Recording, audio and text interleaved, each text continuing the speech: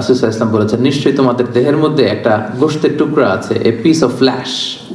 ইযা সালাহাত সালাহাল জাসাদু কুল্লু। এই গোশতের টুকরাটা যদি ভালো হয়ে যায়, পুরো দেহটা ভালো হয়ে যায়।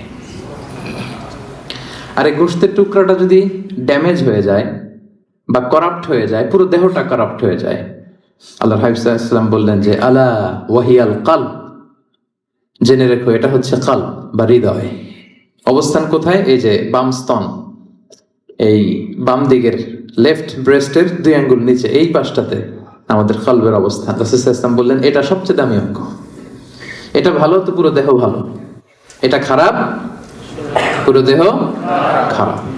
তো এই জন্য এই গুরুত্বপূর্ণ যে অঙ্গটা, এটার পরিচর্যার দরকার আছে না নাই? হ্যাঁ, পরিচর্যার দরকার আছে না? আল্লামা ইবনু তাইমিয়া রাহিমাহুল্লাহ ওনার মাজমুআতুল ফাতাওয়াতে বলেছেন যে আল কলবু ওয়াল মালিক, এই কলবটা এটা হচ্ছে রাজার মতো, ওয়াল আ'দাউ জুনুদু, আর দেহের বাকি অঙ্গ প্রত্যঙ্গগুলো হচ্ছে এর সৈনিক। রাজা যদি ভালো হয়, রাজার সৈনিকও ভালো হবে। রাজা যদি খারাপ হয়, সৈনিকও খারাপ হবে। কলব যদি ভালো হয়, ওই কলবের অধিকারী মানুষটাও ভালো হবে। কলব যদি খারাপ হয়, ওই মানুষটাও খারাপ হবে।